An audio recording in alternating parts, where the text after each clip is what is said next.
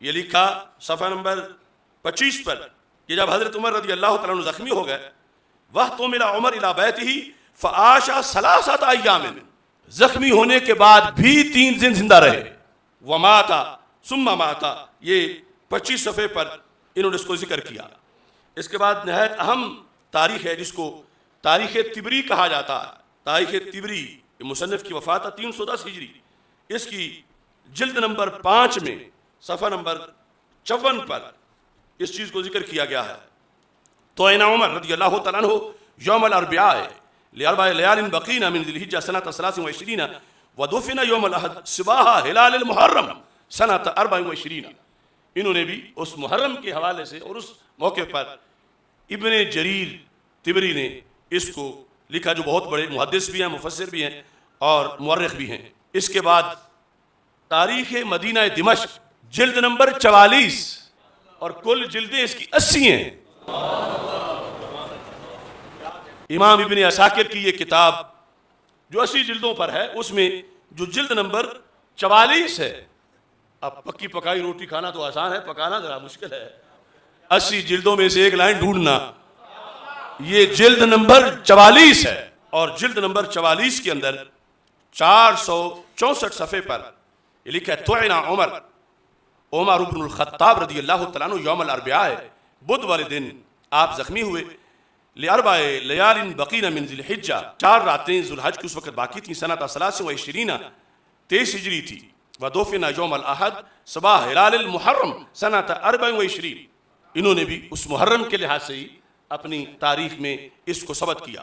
اس کے بعد امام ذہبی کی تاریخ اسلام، اس کے جلدیں نہیں، اس میں صرف سن کے لحاظ سے وہ لکھا جاتا ہے اور یہ ایک جلد سے حوالہ پیش کر رہا ہوں اور یہ بھی بہت بڑی تاریخ ہے. اس کی کل 52 جلدیں ہیں، 52.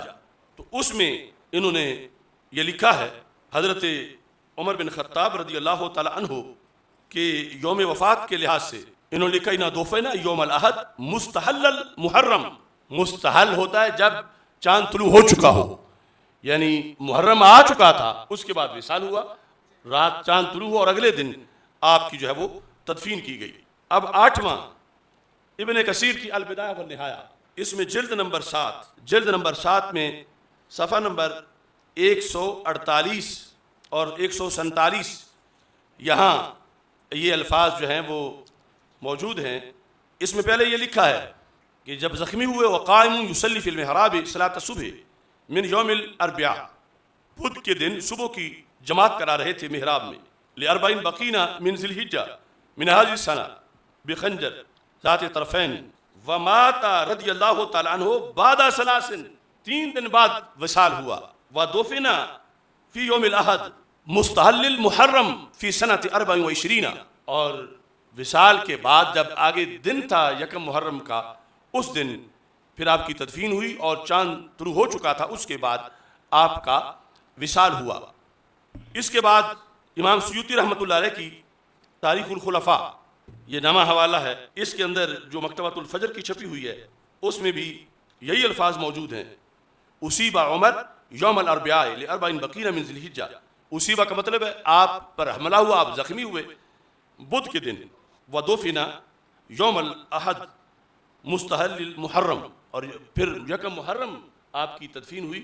اور اس کے بعد ابن جوزی کا جو حضرت عمر بن خطاب رضی اللہ تعالیٰ عنہ کے مناقب پر جو لکھی ہوئی کتاب ہے، اس کے اندر بھی یہی حوالہ جو ہے وہ موجود ہے صفحہ نمبر 165 پر. تو یہ کوئی کفر اسلام والی بات نہیں کہ اگر کوئی دوسرا مانے تو کافر ہو جائے گا، لیکن ایک حقیقت یہ ہے اور یہ ہے کہ جو ذکر کیا گیا دوسرے کا وہ اس بنیاد پر کہ حملہ جو ہے وہ اس دن ہوا تھا لیکن وصال اس دن نہیں تھا، وصال اس کے بعد ہے. لیکن تذکرہ 26 کو کیا جائے، 27 کو کیا جائے، جیسے آج اب 1 محرم نہیں ہے تو پھر بھی ہم تذکرہ کر رہے ہیں. تو اس بنیاد پر یعنی ایسا کوئی جھگڑا نہیں، لیکن کسی حقیقت کا انکار کر دینا یہ جائز نہیں. انشاءاللہ حقیقت کو ثابت کرنے والے ابھی تک موجود ہیں.